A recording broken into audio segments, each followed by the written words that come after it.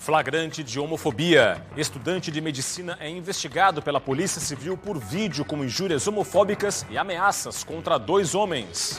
Polícia Rodoviária Federal com um novo chefe no estado. Novo comandante da corporação elege aumento do efetivo como uma das prioridades em Santa Catarina. Combate ao tráfico. Polícia Militar descobre laboratório de fabricação de drogas sintéticas na Grande Florianópolis. O novo plano diretor da capital do estado. A audiência pública para discutir o assunto é suspensa após protesto. Copa do Brasil. Marcílio Dias e Criciúma entram em campo logo mais na luta por uma vaga na terceira fase da milionária competição nacional. Está no ar o Band Cidade Rodrigo Cardoso. Olá, uma boa noite para você. A gente começa o Band Cidade de hoje com um caso de homofobia registrado em Santa Catarina. Um estudante de medicina gravou um vídeo com uma série de injúrias homofóbicas contra 2 homens. A Polícia Civil investiga o caso.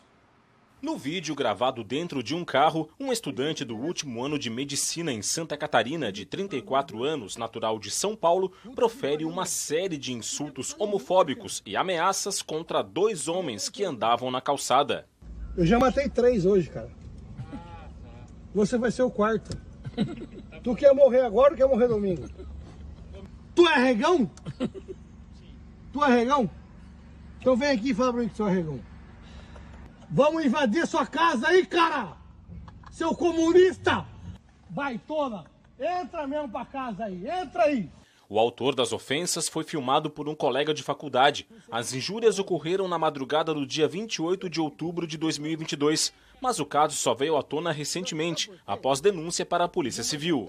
Policiais da Delegacia de Repressão ao Racismo e aos Delitos de Intolerância cumpriram mandados de busca e apreensão no apartamento do estudante que aparece nas imagens, em Palhoça, na Grande Florianópolis. Foram apreendidos computadores e celulares dele e do outro rapaz, que gravou o vídeo. O delegado que investiga o caso deve tomar o depoimento dos envolvidos nos próximos dias. O estudante é investigado por injúria racial resultante de homofobia e ameaça. Uma decisão do Supremo Tribunal Federal equipara a homofobia aos crimes de racismo, até que o Congresso Nacional aprove uma lei específica sobre o caso. Que valentão, hein? Para aparecer no vídeo e fazer ameaça, ele é valente, não é? Olha, que esse caso seja muito bem investigado e que, se restar tudo comprovado, só tem um lugar para esses 2 aí que aparecem no vídeo: a cadeia. Aumento do efetivo em Santa Catarina. Esta é a prioridade número 1 do novo superintendente da Polícia Rodoviária Federal aqui no estado. O novo comandante falou hoje pela primeira vez após a nomeação para o cargo. São quase 30 anos de serviços dedicados à Polícia Rodoviária Federal. E agora, Manuel Fernandes Bittencourt vai encarar um novo desafio na carreira.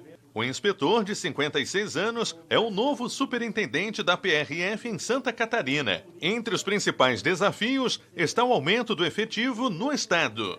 Hoje a gente percebe que o efetivo está muito abaixo do que seria o ideal, né? Seria minimamente necessário. É uma carência também que a Polícia Rodoviária faça concurso administrativo, que já faz tempo que fez, para que a gente possa ter mais policiais na pista. Santa Catarina tem um efetivo de aproximadamente 620 policiais rodoviários federais, número que é considerado baixo para um estado com mais de 2.700 quilômetros de rodovias. O trabalho de fiscalização da PRF é fundamental para garantir a segurança nas BRs. O inspetor assume o comando da Polícia Rodoviária Federal em meio à eventual transferência da Universidade da PRF do norte da ilha, em Florianópolis, para Brasília. O novo superintendente destacou que, neste caso, a decisão é do Ministério da Justiça e Segurança Pública. É uma decisão da direção, é uma decisão talvez até do ministro da Justiça, que deve ter esse olhar estratégico para as polícias da União, né? Tem que se ver quais são os argumentos lá, quais são os argumentos aqui e ver o que é melhor. A troca de comando ocorreu em Santa Catarina e nos outros estados do país e faz parte do processo de despolitização da corporação. O novo superintendente já foi filiado ao PT, mas nega que a indicação tenha sido meramente política. Eu fui escolhido não apenas pela minha militância política. É óbvio que a militância política conta, mas eu tenho 29 anos de polícia. Tenho 11 anos de experiência como chefe de delegacia, né? Estamos aí, vamos enfrentar os desafios, né, e tentar atender as expectativas. A Polícia Federal deflagrou hoje a Operação Flight Level 2 para combater o tráfico internacional de drogas. Foram cumpridos mandados em Minas Gerais, São Paulo e Santa Catarina. Foram cumpridos 5 mandados de prisão preventiva, 5 de prisão temporária, 25 ordens de busca e apreensão, além de 24 mandados de sequestro de veículos automotores e imóveis. Também houve o bloqueio de contas bancárias e criptoativos de 34 pessoas físicas e também de empresas em nome de laranjas. Segundo as investigações, os envolvidos na primeira fase da operação faziam parte de uma célula de uma organização criminosa voltada ao tráfico internacional de drogas, lavagem de dinheiro e crimes financeiros. Os policiais apontaram que os criminosos lavavam o dinheiro do tráfico com compras de imóveis, veículos de luxo, joias e criptoativos sem renda compatível declarada. Pelo menos 120 policiais federais e 13 auditores fiscais da Receita Federal participaram da operação. Policiais militares descobriram um laboratório de fabricação de drogas sintéticas em Alfredo Wagner, na região metropolitana de Florianópolis. Uma grande quantidade desses entorpecentes foi apreendida. Policiais do 6º Batalhão da PM e do Batalhão de Operações Especiais averiguavam a informação de que havia tráfico de drogas sintéticas em um galpão na estrada de Rio das Demoras. No local, os policiais abordaram um jovem de 22 anos e descobriram o laboratório de fabricação de drogas sintéticas. Foram apreendidos 75 mil comprimidos de êxtase, 13 quilos de MDMA, 6 quilos de pó preparado para êxtase, além de haxixe, maconha, R$9 mil em dinheiro, maquinário e insumos para a produção dos entorpecentes, como corantes, máscaras e roupas usadas na manipulação de substâncias. O jovem foi preso em flagrante e levado para a delegacia de polícia, juntamente com o material apreendido. Uma loja de telefonia foi alvo de bandidos em Ingleses, norte da ilha, aqui na capital do estado. O furto ocorreu na madrugada desta terça-feira. Toda ação foi registrada por câmeras de monitoramento. 3 homens são flagrados no momento em que quebram o vidro do estabelecimento para furtar uma série de objetos. Os bandidos abriram um cofre e levaram o smartphone do local. A ação levou cerca de 10 minutos. Logo depois, os criminosos deixam o local. A polícia militar chegou 1 hora depois e fez buscas pela região. Até agora, os criminosos não foram localizados. A loja foi periciada pela polícia científica. Um inquérito foi aberto na Polícia Civil para investigar o caso. E um homem de 37 anos foi preso em flagrante no momento em que furtava fios na rua Deputado Antônio Edu Vieira, no bairro Pantanal, aqui na capital. As imagens mostram o momento em que o homem corta os fios de telefonia por volta das 8 horas da manhã. Vejam só. A Guarda Municipal foi acionada e prendeu o homem em flagrante. A Prefeitura Municipal de Florianópolis já atua no combate ao comércio ilegal de fios e materiais furtados. A Operação Fio Desencapado está na 7ª fase e já apreendeu mais de 2 toneladas de fios de origem suspeita. Um golpe de quase 19 milhões de reais envolveu a venda de um mesmo terreno para várias pessoas. Isso aconteceu em Araranguá, no sul do estado. Um casal de empresários entre o ano de 2016 a 2022 teria firmado contratos de parceria com proprietários de terrenos em Araranguá, visando assim a implementação de 8 loteamentos. Segundo o delegado Bruno, que é responsável pelo caso, a investigação apontou que, sem o devido registro no cartório de imóveis, passaram assim a vender o mesmo terreno para mais de uma pessoa. Em questão de 8 meses, nós conseguimos finalizar o inquérito, apurando de maneira geral aí todos os envolvidos, toda a participação individualizada de cada um, de corretores de imóveis, de imobiliárias e de empresas. Os investigados deixaram um prejuízo estimado em quase 19 milhões de reais aos compradores. Compraram os terrenos aqui, deram apartamentos pelos terrenos, deram um carro, tem pessoas indo trabalhar a pé, porque não tem mais carro para trabalhar porque deu para ele. E até agora ninguém foi punido. E a gente espera que a justiça seja feita e que, se houve crime, com certeza os culpados vão ser punidos. Logo mais, depois do Band Cidade, você confere o Jornal da Band. Os destaques de hoje chegam com o Douglas Santucci. Olá, Douglas. Olá, boa noite. Daqui a pouquinho tem Jornal da Band. Você vai ver uma onda de ataques no Rio Grande do Norte. Já atinge 19 cidades. Muitos prédios públicos, bases da PM, muitos carros, ônibus incendiados. A gente traz todos os detalhes dessa cobertura. Vamos falar também do depoimento do ex-ministro Bento Albuquerque sobre as joias. Ele alterou a versão. A gente traz também os detalhes disso. E vamos falar sobre os 5 anos da morte de Marielle Franco. Até agora, a investigação busca saber quem foram os mandantes. É já, às 7h20 da noite. E a seguir no Band Cidade, a Agência Nacional do Petróleo indica alta no preço dos combustíveis em Santa Catarina. E veja também, confusão e protestos marcam a suspensão da última audiência pública do novo plano diretor da capital. Os detalhes em instantes, eu volto já. Estamos de volta com o Band Cidade para falar da confusão que suspendeu a última audiência pública do plano diretor de Florianópolis. A reunião durou pouco mais do que 20 minutos.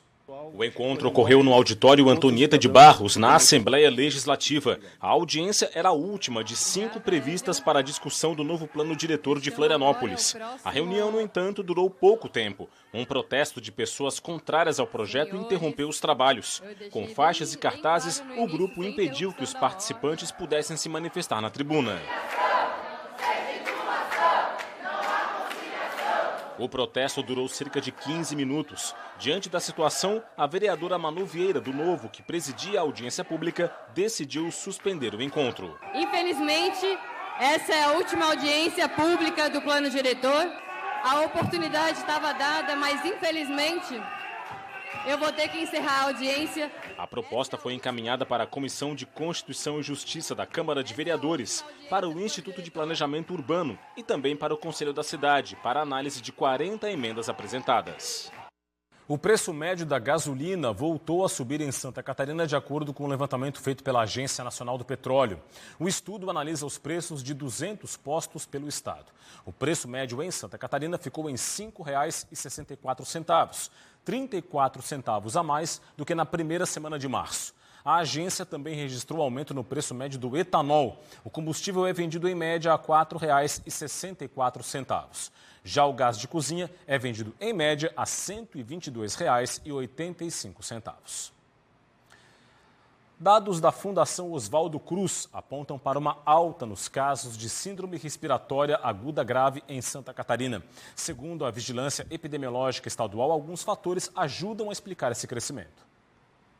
De acordo com os dados referentes às últimas 6 semanas, 18 das 27 unidades da federação apresentam um crescimento na tendência de longo prazo, entre elas Santa Catarina. A Fiocruz aponta que, em Santa Catarina, o crescimento está concentrado fundamentalmente em crianças e adolescentes. Entre as capitais, os dados apontam que Florianópolis está entre as 20 cidades que registram crescimento nos casos. Nas últimas 4 semanas epidemiológicas, a maior prevalência entre os casos positivos para o vírus respiratório foi para o coronavírus, com 49,7%.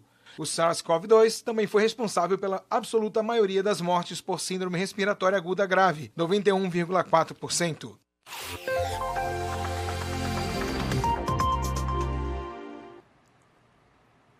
Áreas de alta pressão no litoral gaúcho e a presença de um cavado, que é uma área alongada de baixa pressão, são os sistemas que vão influenciar o tempo em Santa Catarina nesta quarta-feira. O dia vai ter nebulosidade variável em grande parte do estado, com sol até em Santa Catarina. Na Grande Florianópolis e no norte catarinense, tem pancadas de chuva a qualquer hora do dia. Nas demais regiões, pancadas de chuva e trovoadas isoladas a partir da tarde. Tem risco de temporais localizados entre o meio-oeste e o litoral de Santa Catarina. As temperaturas vão estar elevadas com sensação de ar abafado. Na capital, mínima de 22 e máxima de 29 graus. Em Joinville, variação entre 23 e 28. Em Blumenau, 20 de mínima e 28 de máxima.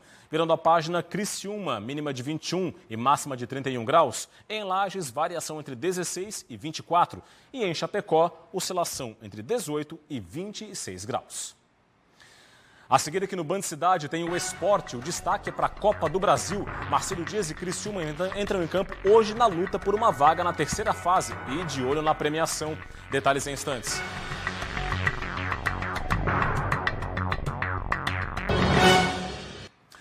Estamos de volta até o próximo dia 26 de março. A Vindima de Altitude, a festa do vinho da Serra Catarinense, movimenta a economia e o turismo da região. O evento, aberto ao público, celebra a colheita da uva. O estado é o 5º maior produtor do país. Esta é a 9ª edição da Vindima de Altitude de Santa Catarina, evento que reúne os produtores de uvas e vinhos da Serra Catarinense. O vinho é uma das grandes apostas da região para acelerar o desenvolvimento econômico. E com o Festival da Vindima, o público pôde conhecer melhor o que é produzido ali. Neste ano, 17 vinícolas participam do evento apresentando diversos rótulos da bebida e também outros produtos feitos na região. O mais interessante é que os visitantes podem conhecer as vinícolas e entender como é o processo de produção. E, claro, saborear os vinhos finos de altitude oferecidos pelos produtores. O governador Jorginho Melo, que visitou a Vindima, reconheceu a qualidade dos vinhos produzidos em terras catarinenses. Eu sempre, quando falo dos vinhos de Santa Catarina, a gente fala com muito orgulho.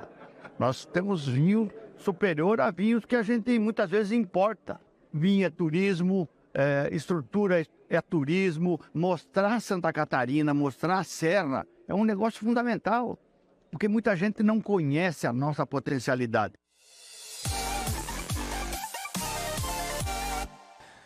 Copa do Brasil hoje tem duelos válidos pela segunda fase da milionária competição nacional. Às 8 horas da noite, o Marcílio Dias enfrenta o Maringá no estádio Willie Davids, no Paraná. Com o alívio da permanência na elite do catarinense, o Marcílio Dias agora vira a chave e pensa na Copa do Brasil. O adversário de hoje é o Maringá, classificado para as semifinais do Campeonato Paranaense e que na primeira fase da Copa do Brasil ganhou do Sampaio Correia. O marinheiro quer fazer como fez na primeira fase, quando venceu a Chapecoense, e continuar fazendo como fez no estadual, na última rodada, lutar até o último minuto e acreditar. O gol nos segundos finais da vitória sobre o Atlético Catarinense serviu de lição para o time de Itajaí. Hoje, no estádio regional Willie Davids, quer seguir fazendo história no primeiro ano de participação da Copa do Brasil. No mesmo horário, o Criciúma tem duelo difícil contra o Coritiba no estádio Couto Pereira, na capital paranaense.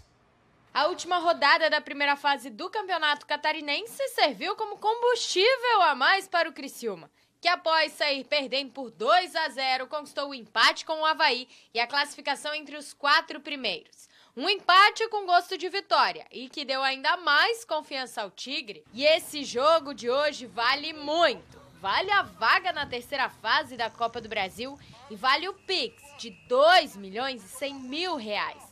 Nesta fase, ninguém tem vantagem no placar. É vencer ou vencer? É claro que a confiança e a força máxima serão essenciais para o duelo contra o Coritiba, que por mais que não viva bons momentos com 3 jogos sem vencer e a eliminação no Campeonato Paranaense, é um adversário forte. Coritiba e Criciúma entram em campo às 8 horas da noite no estádio Couto Pereira.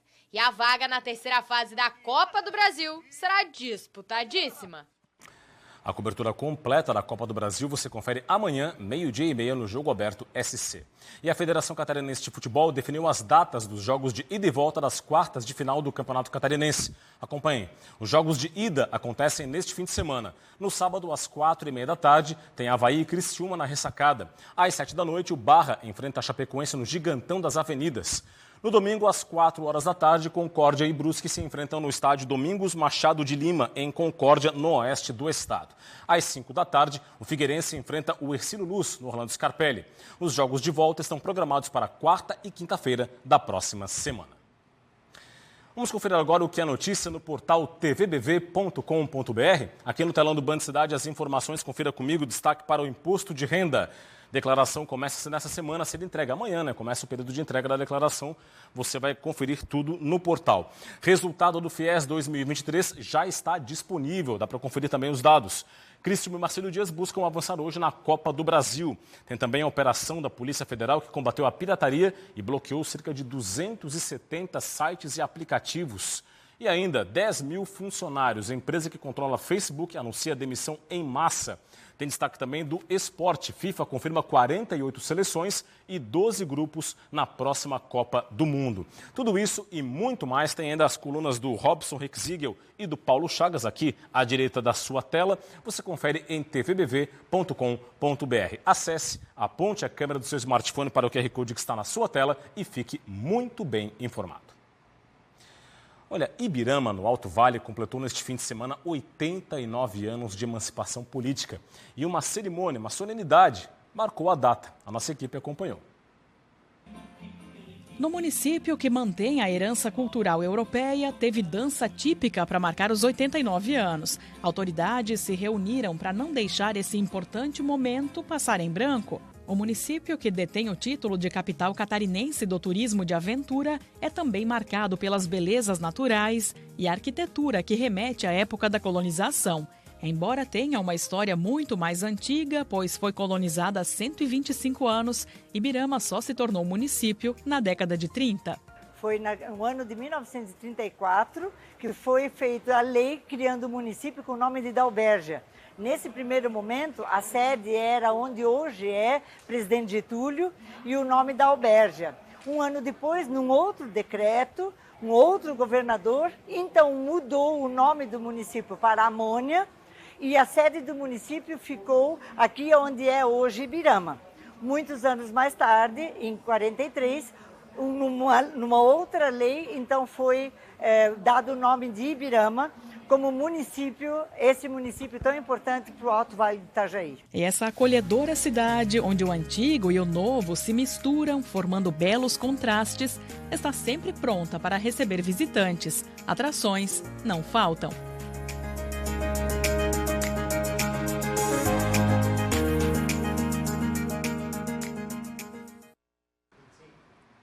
Você vê agora imagens ao vivo de Balneário Camboriú, litoral norte do estado. Em destaque para você, a praia central da cidade. 25 graus é a temperatura, tempo bom neste momento lá no litoral norte de Santa Catarina. E é isso, o Band Cidade de hoje fica por aqui. As reportagens da edição estão no nosso portal tvbv.com.br. Para acessar, aponte a câmera do seu smartphone para o QR Code que está na sua tela. Vem aí as notícias do Brasil e do mundo no Jornal da Band. Para você, um forte abraço, muito obrigado pela audiência, uma boa noite e até amanhã. Tchau, tchau.